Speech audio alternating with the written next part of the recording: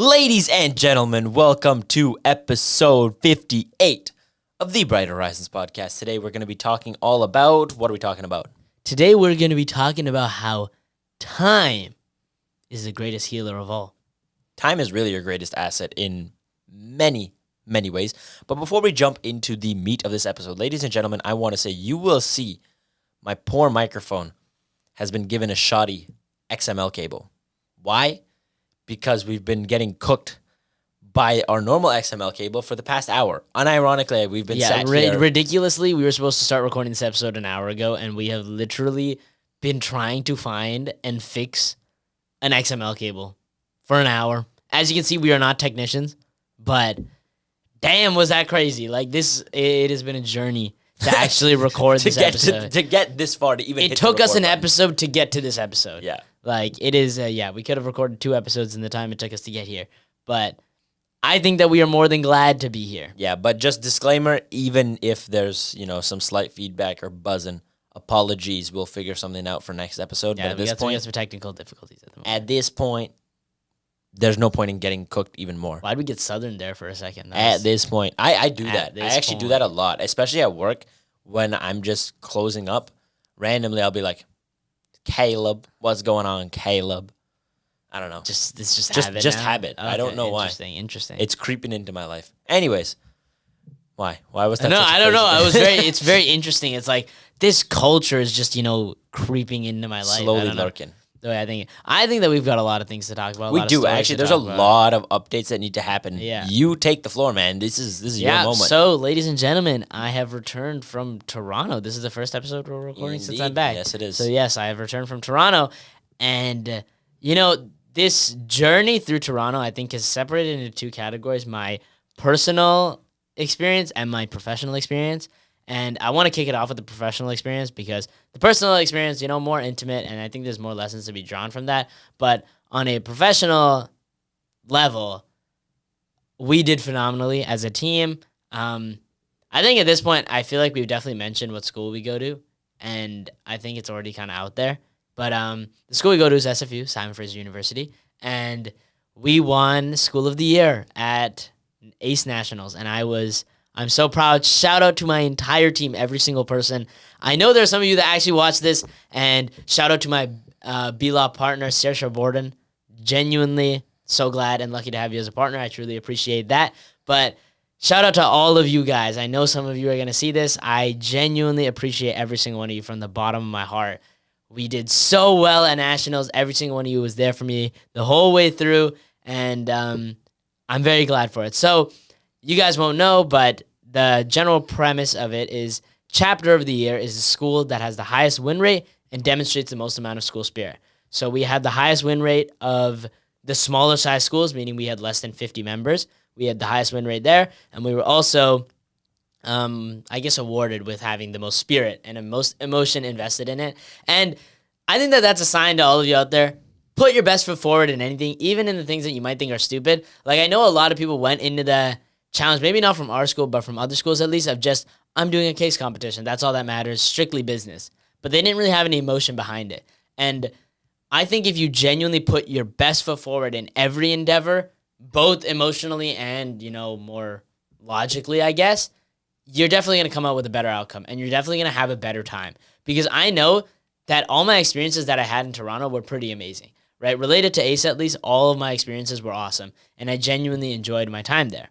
Well, we'll get to that. Yeah. So on a professional level, we did really great, and I am so proud of my entire team and myself. I think that although I didn't place sadly at Nationals, we put up a good performance, and I'm not sad or disappointed in what I went there and did. I think I did great, and I'm more than happy with the step that I took there. So how exactly did we do? What are the numbers? How do we place? Run me through. Okay, so I don't know how I placed because we haven't gotten our scores back yet, but we're supposed to get them emailed sometime around now about actually. But as ACE SFU, we won, so Chapter of the Year, meaning we had the highest win rate. We one of our executives won executive of the year, and one of our members won member of the year. So actually, SFU basically sweep the competition. We did phenomenal this year. Shout out to all the other schools that were there as well. I know nobody from those schools is probably watching this, but genuinely, the atmosphere there is so nice. Everybody is so encouraging. It's like it didn't really feel like a competition. It just felt like you're just there hanging out with a bunch of people that I would consider friends. Like during our networking sessions, I would just talk to these people, and they're just genuinely other humans having a good time. So, yeah, I think that the atmosphere there is amazing. So for us, we're a team of 32. We medaled 22 times, which is very, very ridiculous. That is, or something like that. I've heard that number be tossed around. I don't know how on point and accurate it is, but I was told that by other people. We'll believe it. In any case, yes, believe it. I think it's somewhere around there in that ballpark. For the people listening that don't know what ACE is, first of all, can you explain what a case competition is in the first place? This is very interesting because I actually didn't know what a case competition was when I got into this club. I genuinely didn't know what it was. And I had never seen one before, never looked at one, never even thought about it. And then I actually got to the trials and had to do a case competition with zero experience. Luckily, I got one of the best possible partners I think I could have ever gotten. And he turned out to actually win his category. So, yeah, very, very lucky for me. But a case competition is basically you're given some form of business problem, and you have to develop some form of presentation with a recommendation on how to solve it or, deal with whatever key issues are outlined in the case. ACE is a very specific type of case competition because most give you time to build a slide deck and present with an actual visual representation. ACE is you get 30 minutes to deliberate your case, and then you have to do a 15-minute presentation, kind of more off the fly. So it's 30 minutes of prep and then 15 minutes of actual presentation. I see. feel like I've talked about this I don't know. extensively. But in any case, yes, for those of you that don't know, that's how ACE is formatted. It's very different, and it's a very unique opportunity. I think that seeking out unique opportunities is very crucial, and it's super beneficial because now I'm actually moving into the regular case competing space, and I'm very glad for my ACE experience. Even though it's not directly transferable in a sense, it's still amazing experience that I'm so glad that I have. In any case, I think it's time that we move on to the more personal aspects of it. I'm not going to get into the nitty-gritty of it because at the end of the day, it is kind of my personal life. I'm not going to air out all my dirty laundry here for you guys. But in any case, I did have some issues, and the main thing that I realized was I kept trying to rush things that weren't meant to be rushed. I tried to move things at a pace that they couldn't be moved at. I tried to deal with things at a pace that I couldn't.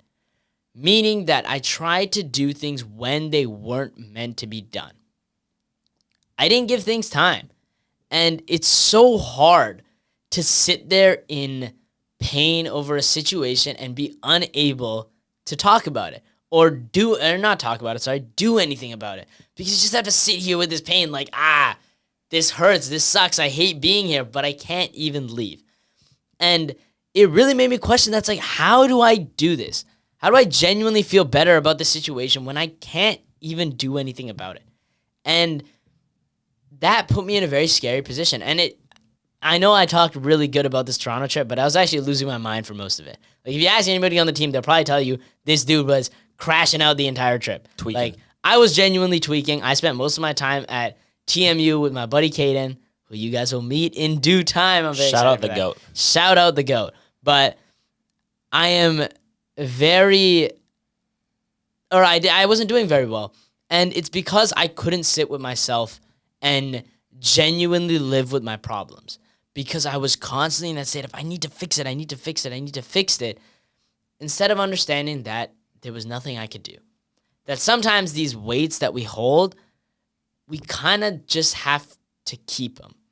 And it's so hard to come to terms with that because it's damn, man, that's what everybody's telling me not to do. Everybody's telling me, deal with your problems right away. Let go of those weights. You don't need to hold on to your problems. But it's I just can't deal with it yet. So what do I do with it? I can't let go of it because I need it for the future. But I can't get rid of it right now. I can't use it yet. So I'm just stuck carrying this rock, this boulder, this weight, and I don't know what I'm supposed to do. See, the interesting thing for me is with that analogy, I think that logically speaking, letting go makes sense. So I don't like the. Wait. I just had Rephrase an it. epiphany. Rephrase Let me it. rephrase it. Imagine you're carrying a rock, but within it is a beautiful fossil. There it is. Like that's what it is. Is that you're carrying this boulder, but within it is a beautiful fossil Or a gem. or gem, a diamond, and you have to get home to crack it open with the hammer. But you can't get there yet. You're waiting for the bus. That's the analogy. Or you're not strong enough to carry it yet. But that's, yeah, you know what? That's also a really good analogy. I think there's multiple situations in true. which it like applies. In my situation, it was that You need to wait. I needed to wait. And it hurts a lot. For those of you out there that have ever felt like, all these, it's very easy for a person to sit behind a screen and be like, deal with your problems. Easy, if this person did this, let go of them. If this person did that, move on. If you did this, do better. It's easy for a person to sit here and say that. But it's hard to admit that sometimes we can't do anything. Mm-hmm. That state of helplessness to me is so scary. That idea that, like, man, some days I just have to sit here and sit in it and just live with it. I think that it's scary, but I think it's beautiful. For a lot of reasons, I think that being able to live with those problems and still be at peace is possibly one of the greatest accomplishments in life. And I'm not saying I'm there. I am far from there. And I have yet to meet somebody who is there because, damn, is that a hard place to get to. But I think that might be the goal.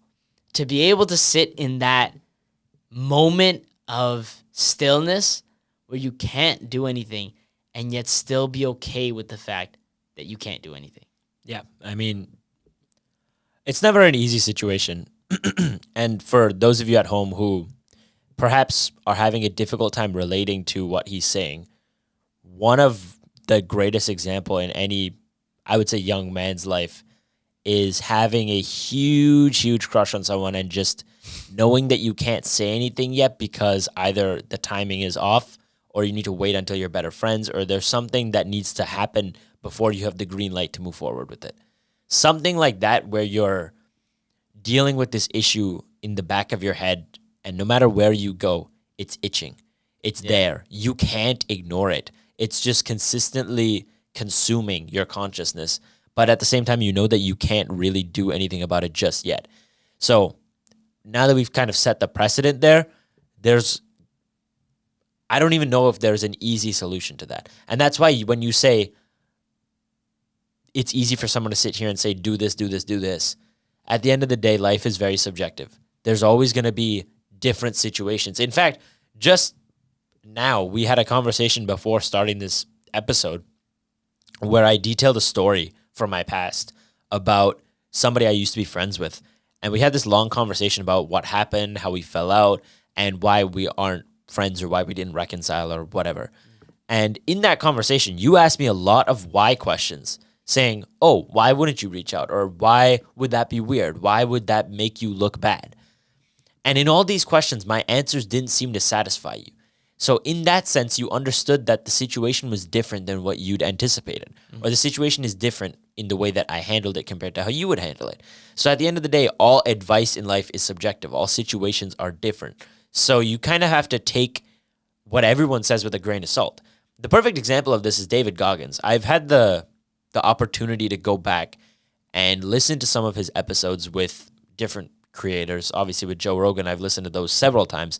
But on those days where I'm really kind of hitting a slump or a pit and I want to listen to something that's going to get me out of it, I listen to any one of his podcast episodes. And one that I listened to most recently was his episode with Chris Williamson. And towards the end of it, Chris Williamson was talking about his experience with getting bullied. And he asked David, were you ever tempted to be a bully? He said, no. I let everybody else live their life the way they want to, and I just focus on mine. And the same thing goes for his opinion on a reporter, because this reporter said that the training for Navy SEALs was too difficult. It was too hard because there was a moment where they get tied down and sprayed with tear gas, and they have to withstand it and get used to it. For those of you who have never experienced tear gas, I have not, like very, very close, but there was a moment where I had been within like a block or two radius of a tear gas like bomb going off, and it. Like, when was this? My God, it was crazy. Me and Caden, shout out the go. Honestly, he's just cropping up in the episode. When was this?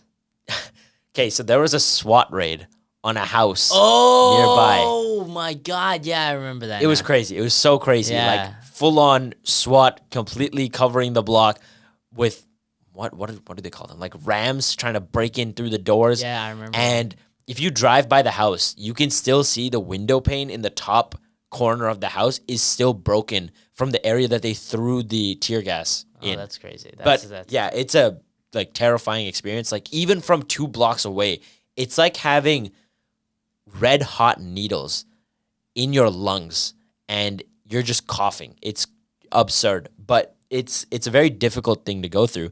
But for Navy SEALs, it to a degree makes sense. Maybe they won't experience it ever, but it's good to have them prepared, right?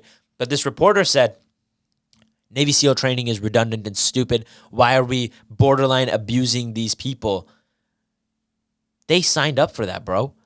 That's what they're there for. They're literally going out for war purposes. They'll see much worse than tear gas. But David, being this dissociated and enlightened guy, said, some people may think it's unnecessary. Some people may think that. But at the end of the day, the question is, what does the person going through it believe?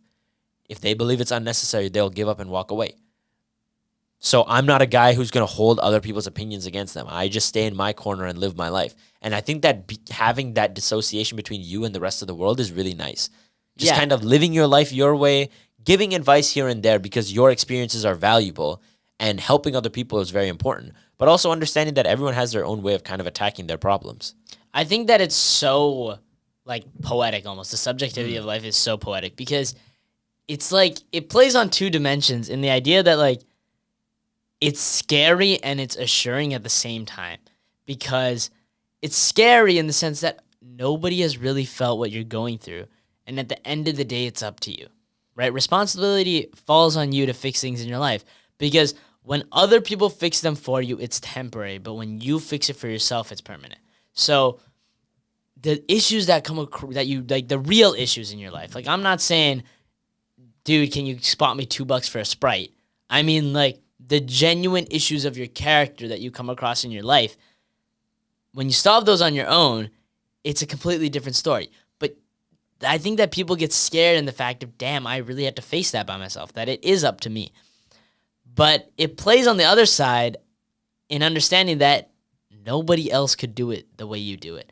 Nobody else is going to solve it the way that you do it. So when you go out there and you look at everybody else doing things and you're like, damn, man, why ain't I doing that? Why didn't I do this? Why didn't I do that? Because you're not meant to, right? You're built to do it your own way, and you should find assurance in that.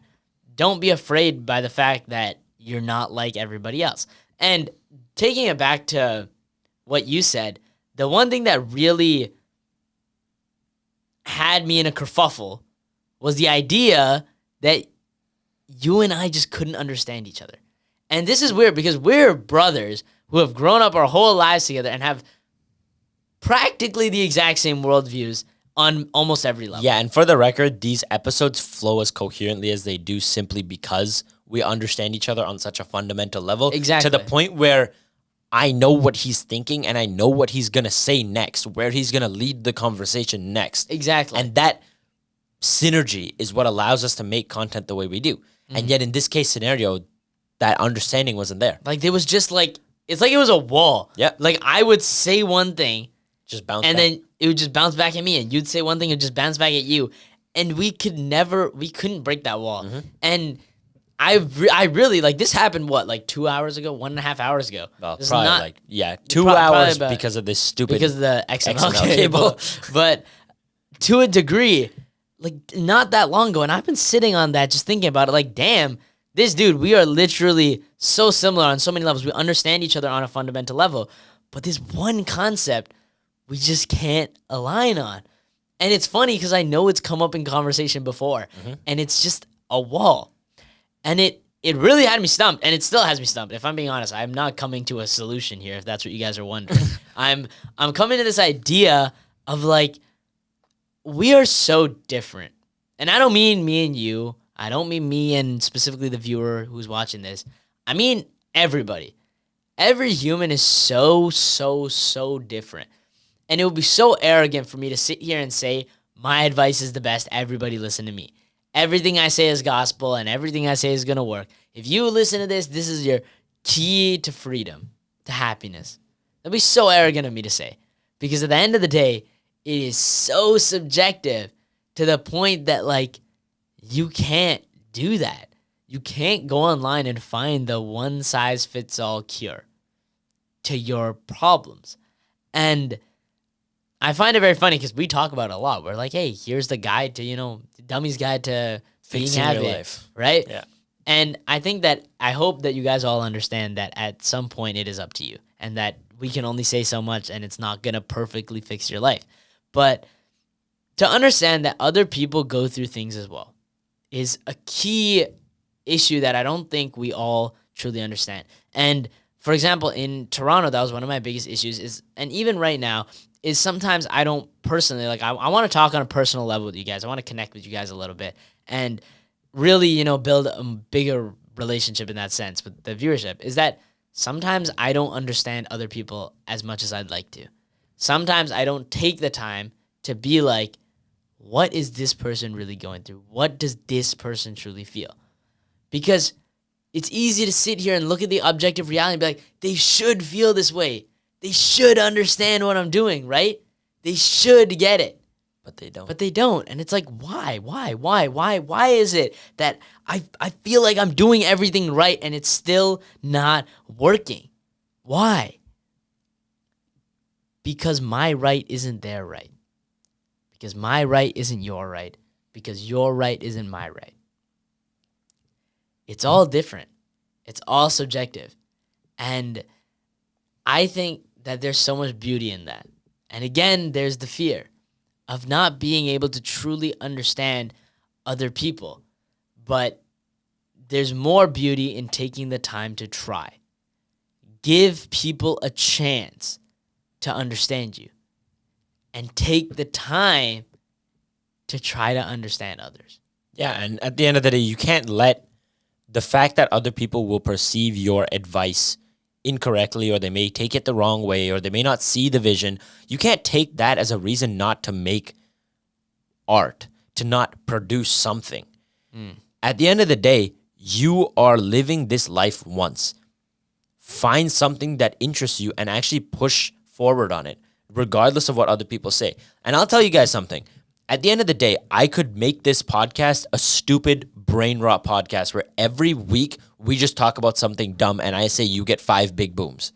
Okay? I could literally do that. I could say, yo, Johnny from the comment section last week left a fire emoji. You get 5 big booms. This is no shot to the Costco guys. Not at all. Like, They have their own thing, right? And Yeah. that's my point. With content creation, you have your own niche. You do what you want to do. No disrespect. But this is not a channel like that. This is a channel that connects on a deeper level, that talks about psychology, philosophy, the meaning of life. These kinds of things aren't easily digestible, especially to a population that has brutally assaulted its attention span. It's very difficult for people to sit through an hour-long episode these days. And to be honest, if I wanted to do things the way that the rest of the world did things, I would simply make 10, 15-minute episodes and talk about something popular. But I don't, because that's not what I want to do, and that's not the message I'm trying to push. So just because I can't please everyone doesn't mean that I should stop doing my thing. No. And the greatest example of this is from a video that I posted a couple of days ago. By the time that I upload this, it'll be a couple of days ago. In the comment section, someone said to one of my videos that did relatively good, someone said, bro did not cook. Clearly dissing my point in the video. The next comment said, fire emoji. And he responded to his own comment saying, frick the other guy who said, you did not cook. Bro, you cooked. 2 completely opposite reactions to the exact same video. Why? Because each person interprets the content differently. So whatever content you're making, find the people who interpret it properly and make it for them. Don't sit here listening to the guys that don't appreciate you. Don't sit here and listen to the people who are going to hate on everything, no matter what it is. And the funniest thing is, I guarantee you, if somebody that he looked up to said the exact same story that I said, he would comment, bro, that's so deep. That's so inspiring. He would say something really good about that guy simply because he has a biased pre-frame on that video. But since I said it, because I'm a small channel, because he doesn't know who I am yet, he says, bro did not cook. So you can't really sit here and let other people's opinions slow you down, man. Absolutely.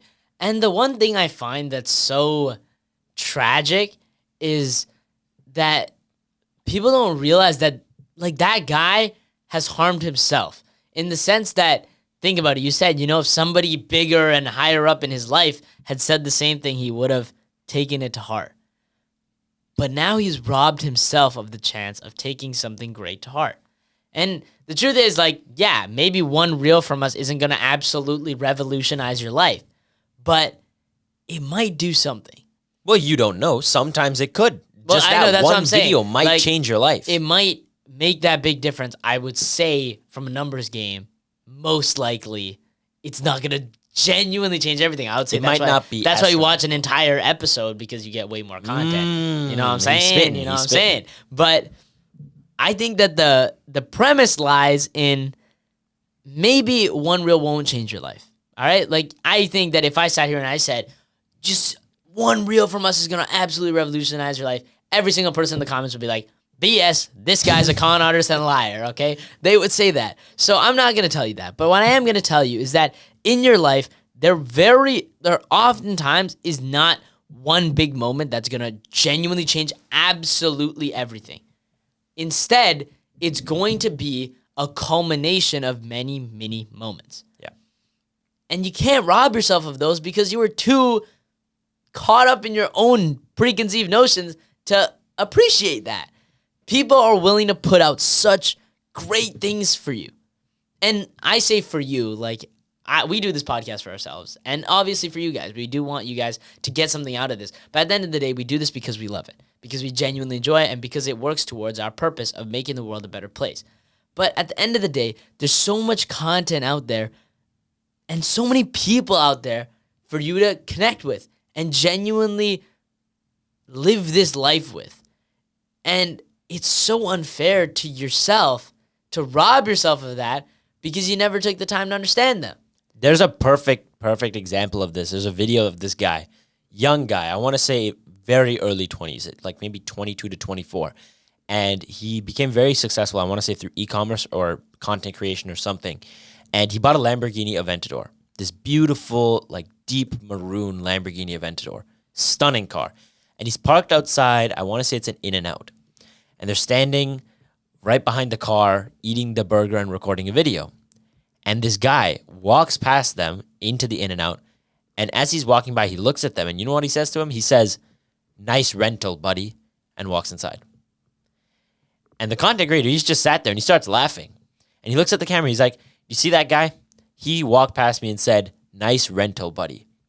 But if he was actually receptive to some advice, if he wanted some inspiration, if he wanted to be better, he could have walked up to me and said, "Is this your car? Do you own it? What did you do? How did you do it? How can I be better?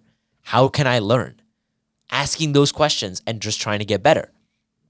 But he made that assumption. It's a rental. He's probably doing some illegal or shady business. You make all these assumptions about these people and you just lose out on a bunch of opportunities. And that's one thing I'll tell you I've learned from working at this store. You never know who's going to walk through that door and drop 10 racks on a watch. It's insane. It just makes no sense. Like, the most casually dressed people walk in, buy the most expensive watch in the case, right? And the funniest thing is, it's a quote from Robert from Shark Tank. He said he started, I don't know when he started his YouTube channel, but I've actually been watching his videos. They're very well made, and the advice he gives is very solid. So you guys should definitely go check it out. But Robert said on one of his videos, titled 10 Things I Learned from Mark Cuban, he wrote, "Fear the man in the t-shirt, not the man in the shirt." It's a very interesting quote. Yeah. And I learned that it's very true because in my experience, some of the most casually dressed people do the craziest things. Even one of my biggest sales came from this lady who was dressed very, very casually, and she walked in and bought an Omega chronoscope for her husband for Christmas. Doesn't make any sense. By all prejudice and preconceived notions, I shouldn't have even bothered myself talking to her. But that's not the way we do things. Yeah. We go out there, we treat every single person equally because you never know what opportunities lie in front of you after making that contact. So if you go through this life, look at a person and immediately judge them and decide whether you want to believe what they say or not, you're free to do so. But just understand that you may have missed out on the opportunity of a lifetime, the lesson of a lifetime. If I sat here and I said, Kevin Hart, he's short and all he does is make jokes. He clearly doesn't know anything about life, and he must have had life easy to be able to stand on stage and make fun of people for a living. If I said that, I never would have taken the lessons that he laid out on the Joe Rogan podcast episode. Yeah, that's a ridiculous episode, and every single one of you guys has to go out there and watch it. And the funniest thing is we say it all the time because that is one of the episodes that inspired us to be where we are today. Absolutely. I always love to give credit to sources of inspiration. At the end of the day, we wouldn't be able to do what we do without that. Yeah. So 100%, you got to be more open to the possibilities. Yeah, and it takes you back to the Walt Whitman quote of be curious, not judgmental. Mm-hmm. And I think the last time I said it, I quoted it from Ted Lasso, and I forgot who the actual person who said the quote was, but it is Walt Whitman. Interesting. So genuinely, I think that curiosity is like the greatest thing ever. Actually, in one of my classes regarding innovation, our latest assignment was write about an innovator. And I chose Isaac Newton. And the reason for that is I saw this video of Neil deGrasse Tyson talking about him. And have you seen the video? No. Okay. Nope. Well, this guy it's some panel, probably some convention or something. They're like, who do you consider to be the greatest scientific mind to have ever graced the earth? And he said, without a doubt, Sir Isaac Newton. And then he asked why, and he talks about it, and he's like, first off, he developed the laws of motion, and then he discovered the laws of gravity, and then somebody came up and asked him, he discovered how planets orbit, like, in our solar system. And then somebody asked him, they're like, hey, Newton, why do they go in an elliptical shape instead of a spherical shape? And he's like, wait, let me get back to you. He got back to him, and he was like, yeah, so here's my answer. This is why. And to solve that why, he invented differential and integral calculus to solve that question. That's what he did. And then he discovered the laws of optics. So like light, like white light being able to split into all the colors and all the colors being part of white light. And then he turned 26. This is all exactly how Neil deGrasse Tyson said it. I do not take any credit for that. But that was my exact reaction. I know that people do talk about how there's some miscrediting in like that, and some discoveries weren't entirely by him. But at least to my knowledge, right, I like to operate under the assumption of believing in the best in people. And it serves me better to believe that he genuinely did these things. And also, like, Neil deGrasse Tyson talks about the fact that he did a lot of this alone. And the reason I drew so much inspiration from it is that he was curious. He was always questioning everything around him. Think about it, the Apple story, right? Even though the apple didn't actually fall on his head. That's a myth. He observed an apple falling, and he was like, I wonder why that happened. You got to question things in your life.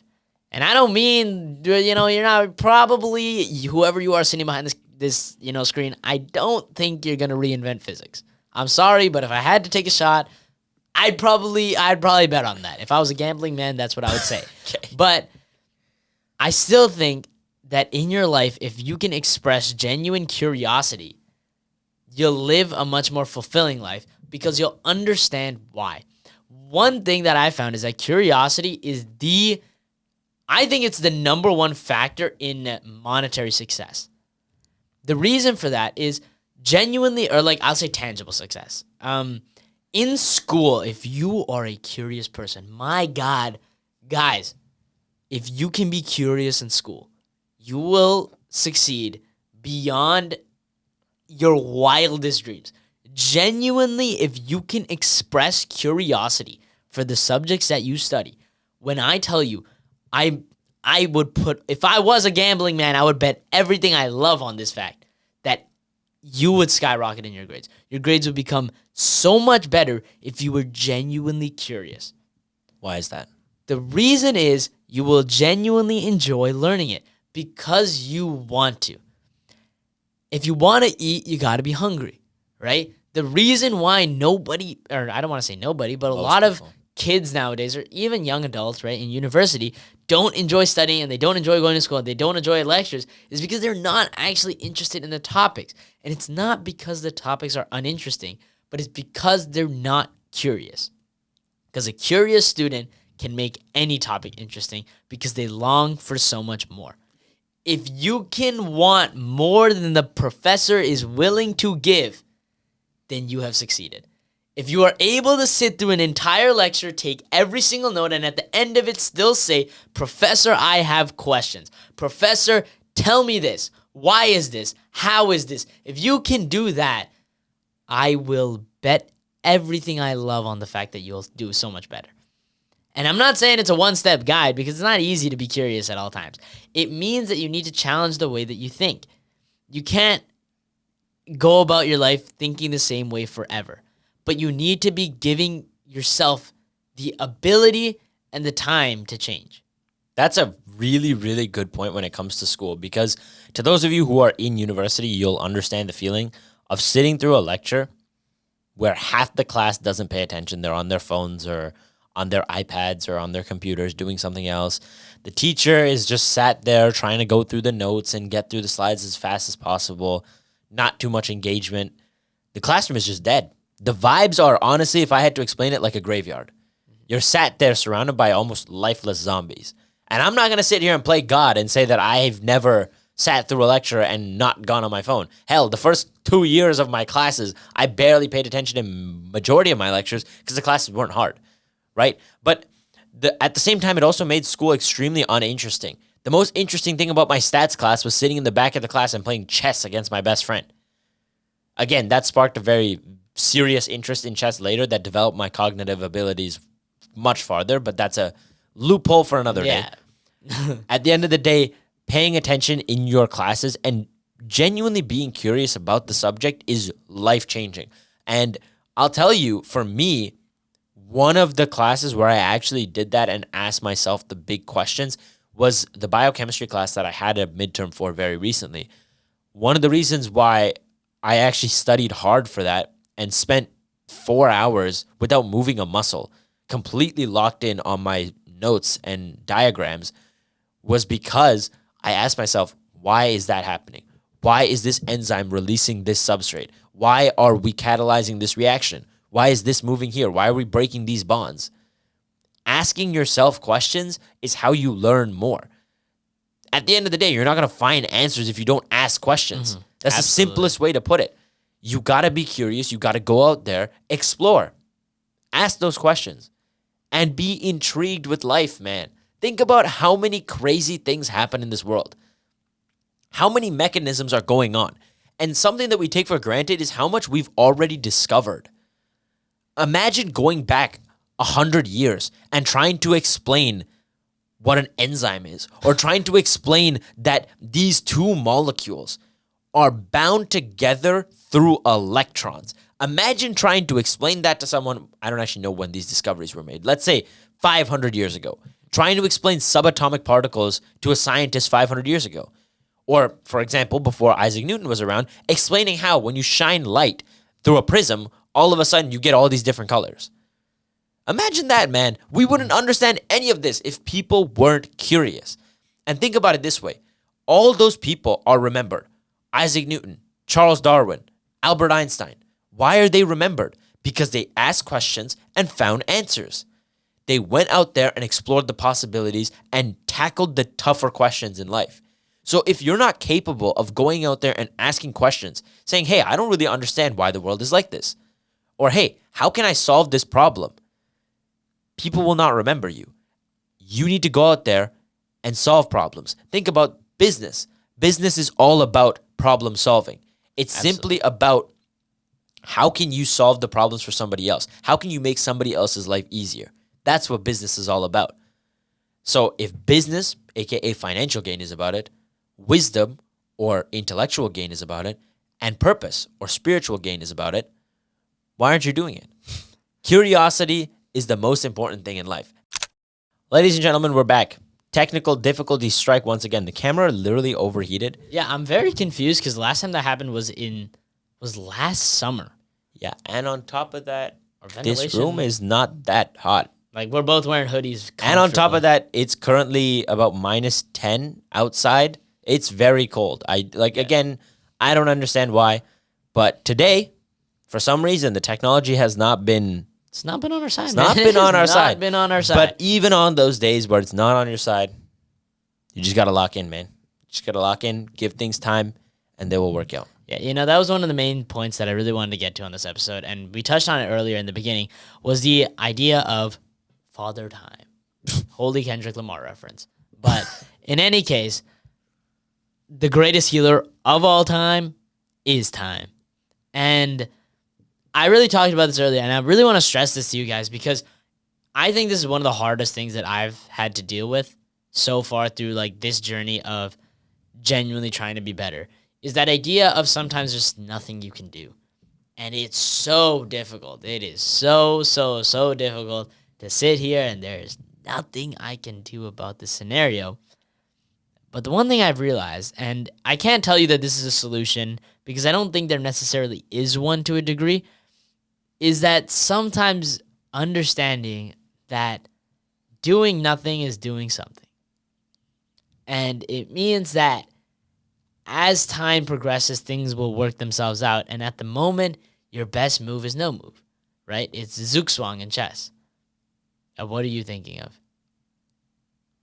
Do you remember the analogy? I think it's something that Uncle Iroh said, either in relation to Pai Sho. No, it was what Boomy said to Aang when the Fire Neutral Nation Jing! Boom! See, he got Yes, it. He I got do it. He remember. got it. There's- Oh my God. Positive Jing when you attack, negative Jing when you defend, and neutral Jing where you do do it. nothing. When you do nothing. I See, love King He knew Louis. exactly what I was saying. what he was talking about. So that's a perfect example because for those of you that if you by some travesty have not watched Avatar: The Last Airbender, in this situation, there's an emperor and his kingdom is about to be invaded by some evil people, Evildoers. and he had the option to fight or surrender, and he surrendered. So when confronted about it by one of his disciples who said, "Why didn't you fight back?" he responded by saying, "Sometimes the best move is to do nothing, bide your time and wait for the right opportunity." Lo and behold, later on, he broke out and saved everybody. Single-handedly actually beat an entire He army. brutally mogged the entire That's army. why It we was love King Boomy. Always love King Boomy the goat. In any case, that idea that sometimes it's okay to not do anything, I think is beautiful, and I've really tried to come to terms with it. And another thing that I've come to realize is that as humans, we tend to a state of worry, meaning we find something to be worried about. And I found it very interesting because at first I was very worried about some certain things that obviously I can't get into here. But ladies and gentlemen, we didn't learn our lesson and the camera blew up again. I'm not going to lie. Technology is not on our side today, but the one thing... Roger, it happened again. What is that from? Do you remember that? I I'm have actually losing it. I'm Yeah, losing it. it's So very late late. at night. It's and so late. it is extremely late, and this episode has taken us probably about 3 hours. to 3 record. hours. Like, the thing is, to you guys, it'll seem like that for the amount of time in between these takes. It is a lot longer than that, and we are slowly hallucinating and losing our mind. No. But we're sticking with you. The reference is, do you remember that episode of Brooklyn Nine-Nine where they're going to the special training camp? I think this is the show. I think it's Show Me Going. Okay. And they go to that special training camp, but no, then that's definitely not. That's not the episode. But I'm telling you, it is. no, Show Me Going is the one where Rosa. Yeah, I know, but then they get kicked out, so they don't have anything to do. And No. that's when Show Me Going is when I know, but I'm saying they get kicked out of the training camp, and then they don't have anything to do. So I'm pretty sure that that's what occupies their mind. Okay, whatever. Oh, the water jug. Yes. Now I got it. See? Okay. See? Sorry, guys. Apologies. Whoa, my camera is way out of focus right now. Wave your hand in front of it. Wee wee wee. Oh, whoa. Wait, that was pretty cool. Did it work? You know, I think I'm very easily amazed by technology. Like, I am such a child when it comes to technology. Like, the other day, one of my friends showed me how you can make, like, text effects on your text messages. And I genuinely lost my mind over it. In any case, guys, we need to learn to be a bit more patient, take our time with it. And you, too, need to learn to be patient with your problems. I think that we try to rush these, like, solutions and make everything happen right now, but at the end of the day, greatest healer is Father Time. Give things time. Great things take time. And, there's actually a quote. Sorry, I need to pull it up. And it's from, I actually don't know. And I am very much saddened by the fact that I don't know who truly said this quote. But I heard it from Chris Williamson. Yes, you guys have heard his name a million times. I heard it on his podcast. And the quote is, "The ironic tragedy is that life has to be lived forward, but only makes sense in reverse." So brilliant. That's heat. So That's a fire quote. Genuinely might be one of, if not the greatest quotes I've heard in my life. And it has helped me understand the fact that sometimes you have to be okay with not knowing where things are going because you just don't know. It's just not the time for you to fully understand it. And if you're scared, worried, or in stress about the things that are happening right now, know that it's not permanent and that it'll make sense in the future and that you'll understand why things are the way that they are. And that once you give things time, you let them sit a little bit, you're going to understand them a hell of a lot more and you're going to be a hell of a lot happier. Yeah, man. I mean, at the end of the day, you will never be able to see the full picture until you've gone through the motions, until you've gone through the waves of doubt, struggle, difficulty. At the end of the day, once you go through that and you reflect on it, you'll understand why you went through those things. I don't think that in the moment you'll ever understand why these bad things happened to you. You never will. Yeah, absolutely. But later down the line, you'll have a story to tell and you'll have a lesson that you learned from it. And that's just the biggest thing, is as you go through these problems, just understand that it takes time to really get the vision. Mm-hmm. I've spoken about this so many times, and last episode was not last episode, the one before that, was a critical episode because I talked about my new job and how things fell apart before getting this job. But that falling apart is exactly what I needed to get to this position. Think about a chemical reaction.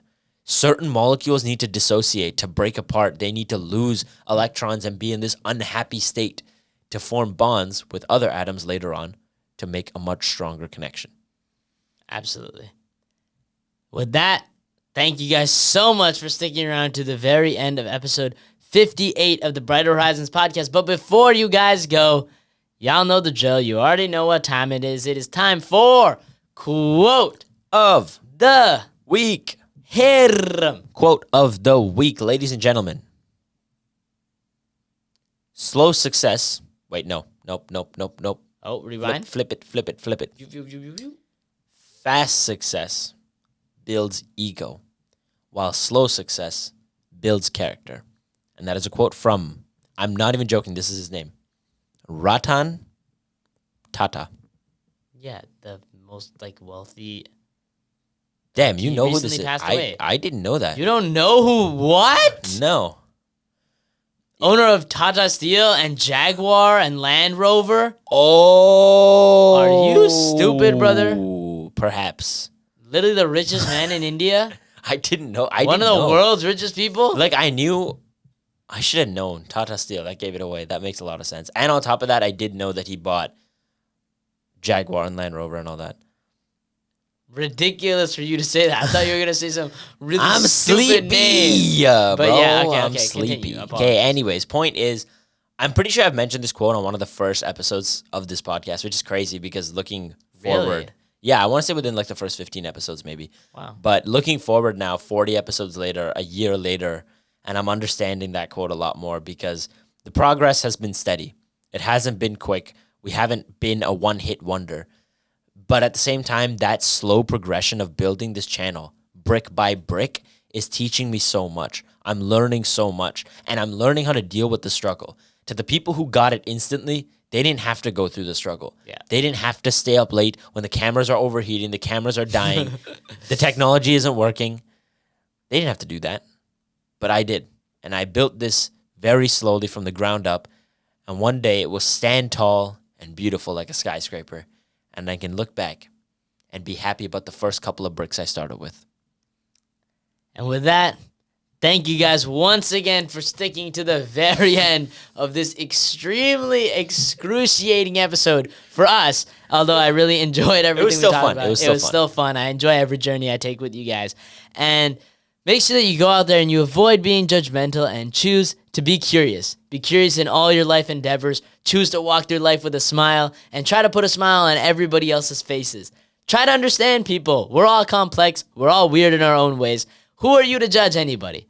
Go around, walk with a smile, and put smiles on other faces. For sure, you need to understand that time is your greatest healer, and that sometimes you may not understand what you're supposed to do. Sometimes the best action is no action. And understand that time heals all. And with that, make sure you live a positive life, y'all. Peace out.